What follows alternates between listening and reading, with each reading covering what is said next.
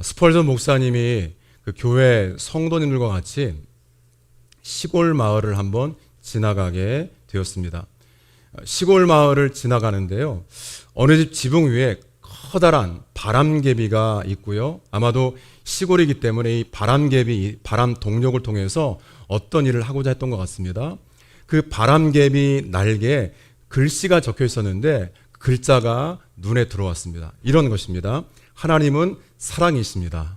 아마도 농사 짓는 이 농부의 마음 가운데 하나님을 정말 사랑하는 그 마음, 그리고 그 바람개비를 바라보는 모든 사람들이 하나님의 사랑을 알기를 원하는 그 마음으로, 우리도 요즘 보면은 그 전도 표들이 같은 것들이 붙어 있지 않습니까? 하나님은 당신을 사랑하십니다. 그런 어떤 표현처럼요, 하나님은 사랑이십니다 라는 글을 바람개비 날개에 써 놓았습니다. 스펄전 목사님이 옆에 있던 집사님에게 이렇게 묻습니다. 집사님, 하나님의 사랑이 혹시 저 바람개비처럼 변덕스러울 수 있다고 생각하십니까? 하나님의 사랑이, 이 바람개비가요, 바람에 따라 막 돌아가잖아요. 그런 것처럼 하나님의 사랑이 저 바람개비처럼 변덕스러울까요? 라고 물어봤습니다. 그랬더니 집사님께서 아니지요. 하나님이 어떻게 변덕스러웁니까? 그렇지 않지요.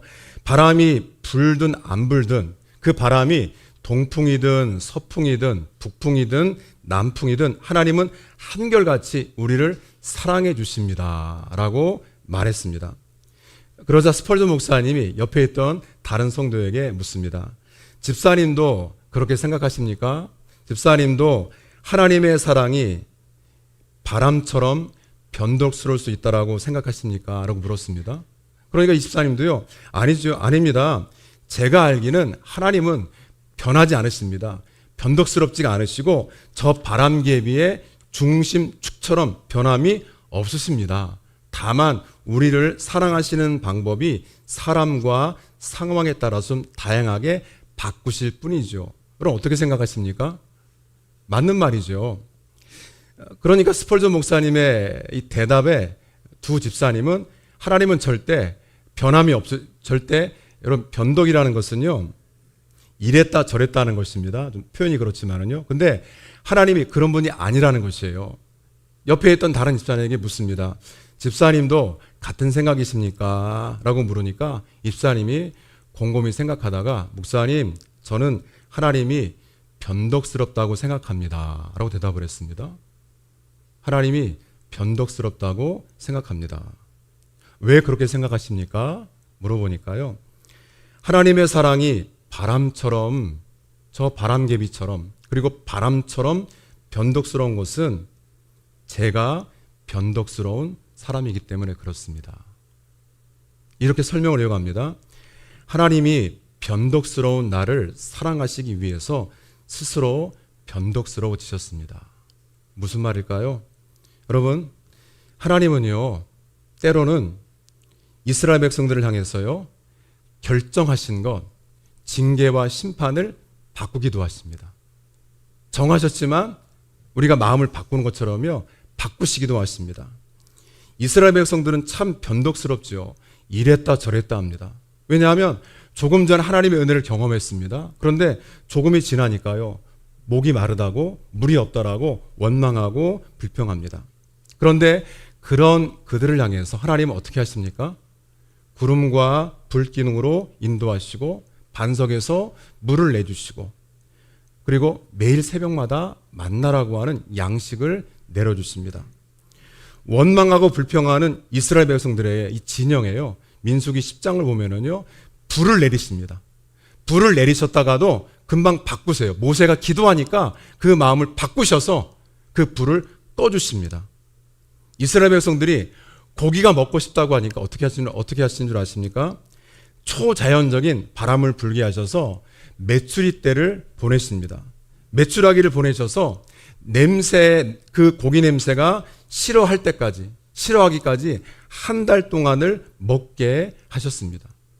하나님은 이스라엘 백성들에게 징계와 심판이라는 뜻을 정하셨지만 마치 우리가 변덕스럽게 마음을 바꾸는 것처럼 우리가 변덕스럽기 때문에 우리를 구원하시고 우리를 지키시고 우리를 돌보시기 위해서 때로는 돌이키시는, 이 집사님의 고백처럼 변덕스러운 하나님이십니다. 하나님이 변덕스러운 것이 아니라 우리가 바람에 따라서 세상의 영향에 따라서 왔다 갔다 이랬다 저랬다 변덕스럽기 때문에 그 우리를 붙들어 주시기 위해서 우리를 품기 위해서 하나님은 우리에게 여전히 변덕스러운 하나님이십니다. 하나님의 형상, 하나님의 거룩한 속성이라고 말하죠. 하나님의 성품이 반영된 존재가 인간입니다. 하나님의 형상으로 지음받은 게 우리의 인간이지요. 여러분, 하나님은요, 그 인간을 정말 변덕스럽게 사랑하실 뿐만 아니라 사람에게 하나님의 일을 맡기셔서 하나님의 역사에 동참시키십니다. 이게 복입니다. 우리를 하나님의 형상으로 하나님의 성품이 반영된 그러한 사람으로 창조하시고 만들어 놓으셨을 뿐만 아니라 그 사람에게 하나님의 일을 맡기셔서 하나님의 일에 동참시키십니다. 창세기 2장을 보면 아담과 하와에게요, 온 땅과 그리고 바다, 땅 위에 사는 모든 생물들을 돌보게 하십니다. 여러분, 여기서 온 만물을 다스리라 그렇게 말하니까 우리가 마음대로 저 자연을요 짓밟고 파괴하고 훼손하는 거 절대 안 됩니다. 모든 자연 만물 하나님께서 어떻게 하라고요? 돌보라고 말씀을 하셨습니다. 에덴 동산을 만드셨고 그 에덴 동산을 일구면서 그 에덴 동산을 돌보게 하시는 것이 하나님의 뜻이었습니다. 창세기 6장을 보면 세상을 물로 심판하려고 하실 때 노아라고 하는 한 사람을 택하셔서 방주를 준비하게 하셨습니다. 창세기 12장에 보면 세상 구원을 위한 하나님의 언약과 약속을 이루시기 위해서 아브라함을 부르시지 않습니까? 출애굽기도 2장에 보면은 지난 430년 동안 저 애굽에서 고된 노동으로 정말 힘들어하고 견딜 수가 없어서 하나님을 향해서 탄식하고 기도했던 그들의 기도에 응답하셔서 이스라엘을 건져주시기 위해서 모세를 택하셨습니다. 여러분, 이러한 이야기는요 차고 넘칩니다. 신약도 마찬가지죠. 이처럼 하나님은 항상 그 사람을 부르셔서 함께 일하기를 원하십니다. 그래서 하나님의 방법은 사람이고 하나님은 항상 사람을 통해 일하시는 줄로 믿습니다. 오늘 성경 말씀을 보면 우리 지지난주 말씀 기억나십니까?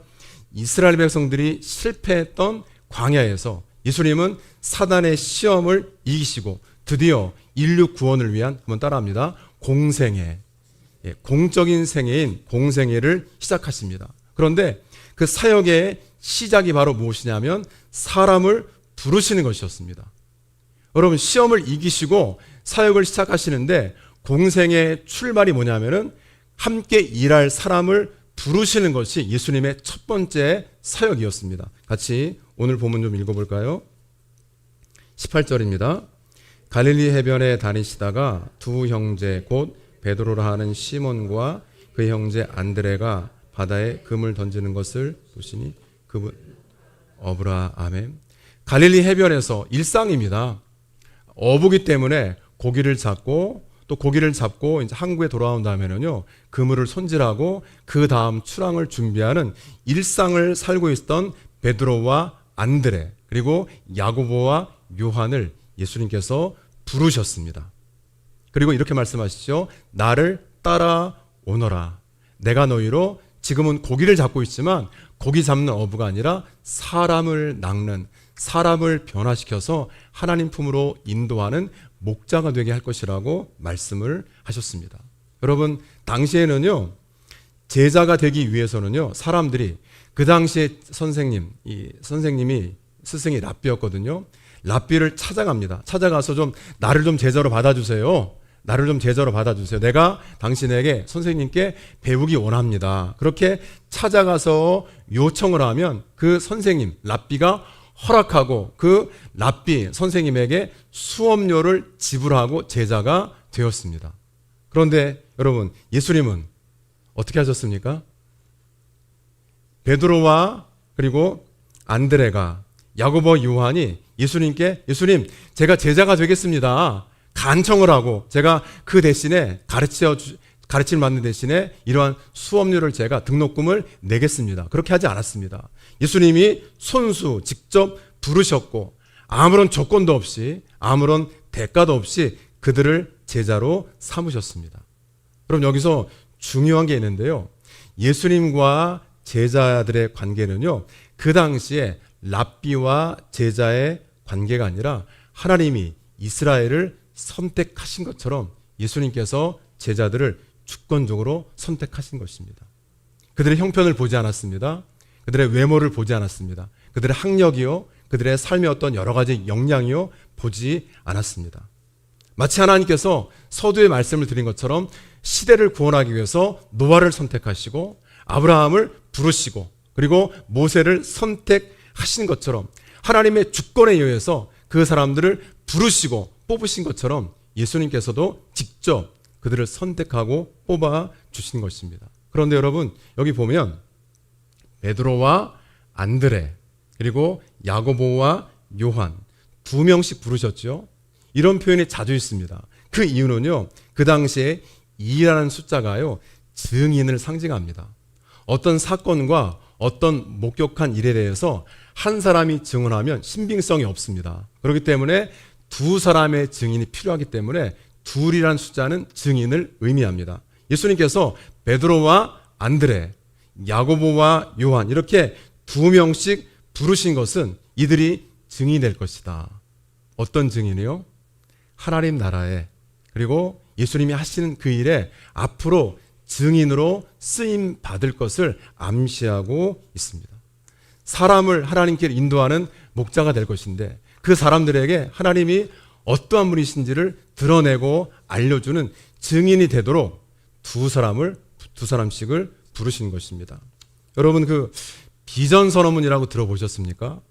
우리도 교회에요, 비전 선언문이라고 그렇게 제목이 써있진 않지만은요, 우리 주보에 보게 되면은 우리 영혼 구원, 제자 훈련, 땅끝 증인, 사람을 살리는 비전, 사람을 키우는 비전, 사람을 보내는 비전, 주보에 나와 있는 것들이요, 우리 교회가 추구하고 우리 교회가 나아가야 될 비전입니다.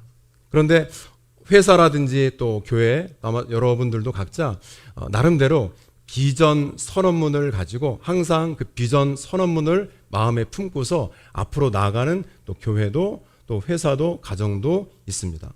여러분, 예수님의 비전이 뭐라고 생각하십니까? 예수님이 이 땅에 하나님의 아들이신데 이 땅에 오셨는데요, 예수님의 비전이 무엇일까요? 예수님의 비전은 어둠 가운데 살고 있는 세상 모든 사람들에게 빛이 되는 것입니다. 그 모든 사람들이 예수님 보고 길과 진리요 생명 되시는 예수님 보고 하나님께로 나아가도록 하기 위해서 예수님이 이 땅에 오신 줄로 믿습니다. 그 비전을 이루시기 위해서 사람들을 찾아가셔서 말씀을 선포하시고 가르치시고 병들고 약한 사람들을 고치셨습니다. 이것이 예수님께서 가지고 있는 비전이고, 그 비전을 이루기 위해서 사람들을 찾아가시고 그리고 설교하시고 가르치시고 교육하시고 고치시고 싸매 주셨습니다. 그런데 이 비전을 이루시기 위해서 홀로 감당하지 않으셨습니다. 혼자 일하지 않고 이 일을 할 수 있는 사람들을 부르셔서 동역하셨습니다. 제자들을 부르시고 그들을 3년 동안 사역자로 양육을 하셨습니다. 여러분, 왜 예수님께서 하루 이틀도 아니고 3년 동안 제자들과 동거동락하면서 그들을 예수님 닮은 제자로 양육을 하셨을까요? 그 이유는 예수님께서 이 땅에서요, 십자가의 고난과 죽음, 부활, 모든 구원의 역사를 다 이루신 다음에 하늘로 승천하시게 되면은 그 제자들이 남겠죠. 그럼 그 제자들이 이 땅에 남아서 예수님께서 하셨던 그 일을 그대로 해야 됩니다. 사람들을 찾아갑니다. 그리고 예수님께서 말씀을 전하신 것처럼 전도하고, 전도해서 교회에 나온 사람들을 또 교육하고 가르치고, 또 병든 자를 위해 우리가 기도하고 같이 신방하고, 이 모든 일들을 예수님이 안 계시더라도 할 수 있도록 3년 동안 동고동락하면서 예수님 닮은 제자로 양육을 하셨습니다. 그런데요, 그러면은요, 여러분 생각해 보세요. 예수님께서 하시는 그 일을 감당하려면은 그만큼의 능력이 있어야 되잖아요. 가르쳐야 되기도 하고, 사람들을 찾아가서 먼저 마음을 열게 얘기도 해야 되고, 또 필요하면 그들에게 또 먹을 것 음식도 좀 대접하면서 섬기고 그렇게 좀 주님 품으로 인도해야 되는데, 그럴 만한 이 제자들은 능력이나 그리고 어떤 역량이 없었습니다. 예수님은 그들이 가지고 있는 그 무엇을 보시고 제자로 부르신 것이 아니죠. 여러분, 제자로 부르셨을 때 예수님이 보신 것은 단 하나입니다. 같이 20절 보겠습니다. 20절 읽죠. 그들이 곧, 아멘, 한번 저를 따라합니다. 곧 버려두고 나를 따라오너라. 예수님, 제가 지금 이 그물 정리가 아직 덜 됐습니다.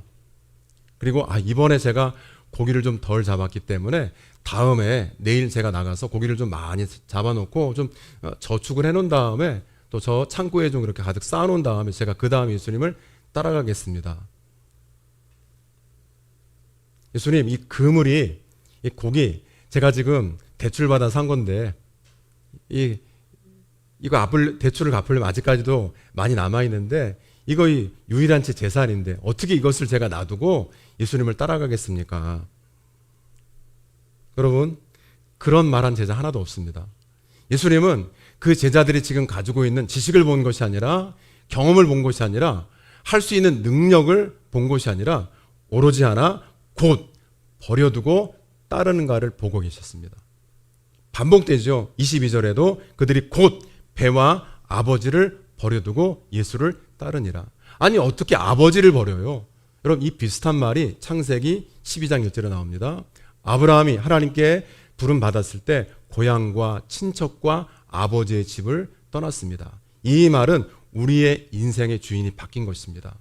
아버지, 내 인생, 내 삶이, 우리의 시간과 물질이 내 인생의 주인이 아니라 곧 버려두고 그 모든 것을 다 내려놓고 누구를 따르기로 결심한 것입니까? 예수 그리스도를 따라가기로 결심한 것입니다. 그 전까지는요, 그물이 인생의 주인이었습니다. 왜냐하면 그 그물로 많은 고기를 잡아야지 내 생계가 유지가 됩니다. 그리고 타고 나가서 고기를 잡을 배가 내 인생의 중요한 재산이었습니다. 그런데 이제부터는 집이 아니라, 배가 아니라, 그물이 아니라 예수 그리스도가 내 인생의 주인이시고 그 주님께서 말씀하시는 대로 살아내는 제자가 되라고 예수님 우리에게 말씀하고 있습니다. 마태복음 9장 9절서부터 13절까지 보시게 되면은 이제는 예수님께서 길을 가시다가 세리 마태가 세관에 앉아서, 여러분 이 다른 성경 번역을 보니까요, 세금을 걷는 일에 여념이 없었던, 돈을 걷어들이는 그 일에 여념이 없었던, 거기에 온 정신이 팔려있던 그 세관에 앉아있는 마태를 부르시니까 마태가 어떻게 하는 줄 아십니까? 머뭇거리지 않고 즉시 일어나 예수를 따랐습니다. 여러분, 왜 따랐는지 설명이 없습니다. 그냥 세금을 걷는 그 일에 온 정신이 팔려있다가 예수님께서 마태야, 나를 따라오너라 말씀하시니까 머뭇거리지 않고 일어나서 예수님을 따랐습니다. 예수님께 부름받은 것이 얼마나 큰 은혜인지 마태는요, 이 마태복음 9장에서요 여러 기적이 나옵니다. 그런데 그 말씀과 기적의 중간에 마태복음의 저자가 마태입니다. 자기가 부름받은 기적을 중앙에 써놨습니다. 이 말은요, 여러 기적 중에서 사람이 고침받고 그리고 병든 자가 또 치유받습니다. 그런데 그러한 이적도 참 놀라운 축복이지만 내가 하나님께, 우리 성도들이 하나님께 부름받은 것 자체가 이적 중에 이적이고 기적 중에 기적이기 때문에 마태는요, 자기가 부름받은 그 사건을요, 성경 그 장 중앙에 딱 배치하고 있습니다. 여러분들은 오늘을 살아가시면서 무엇을 가장 큰 축복이라고, 무엇을 가장 큰 기적이라고 생각하십니까? 물론 우리가 기도하는 상황이 바뀌는 것 기적입니다. 사람이 바뀌는 건 쉽게 바뀌지 않죠. 기적입니다. 병에서 고침받는 건 우리가 정말 축복하고 축하할 만한 놀라운 일이죠. 그런데 그 어떤 것보다도 기적 중에 기적은 우리가 부름받아 여기에 있는 것입니다. 하나님의 자녀가 되어서 예수님의 제자가 되어서 예수님께서 하셨던 그 일에 우리가 동참해서 같이 일할 수 있는 그 자리에 부름받은 것이 가장 큰 은혜이죠. 여러분, 은혜를 알면 은혜를 전하는 자가 됩니다. 그러면은요, 반대로 말하면 내가 은혜를 전하지 않고 있다, 전하지 못하고 있다는 것은 아직 은혜가 무엇인지, 은혜가 무엇인지 제대로 알지 못하고 맛보지 못했기 때문입니다. 여러분, 그렇기 때문에 은혜의 사람 되시기 바랍니다. 내가 부름받은 것이, 여러분, 우리가 베드로, 안드레처럼 부름받았습니다. 그리고 야고보와 요한처럼 저 세상 일에 빠져있는 저 마태처럼 부름받지 않았습니까?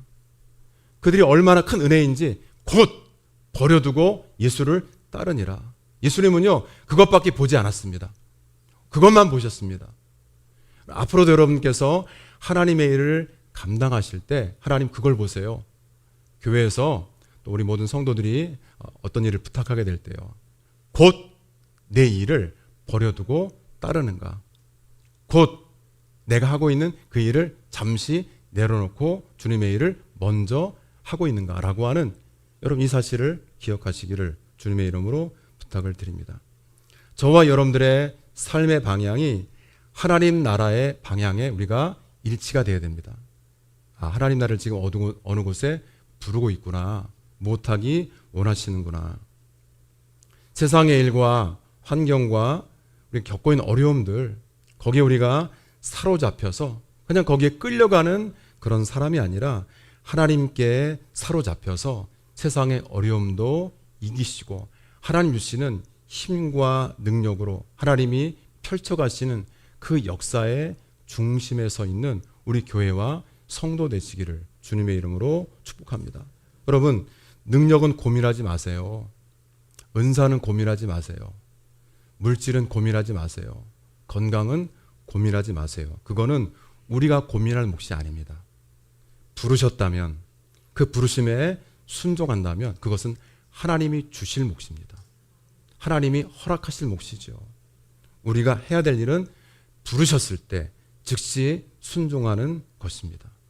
그렇지 않으면요, 12명의 부름받았던 제자들이 아니라 저 무리들 가운데 그냥 기적을 보고 먹고 마실 때는 예수님 곁에 있다가 그 시간이 지나가면 다시 제자리로 돌아가고, 예수님 또 저기 있다더라, 저기서 누가 고침받았다더라, 쭉 달려가서 그것만 보고 그렇구나, 다시 자기 삶의 자리로 돌아가고.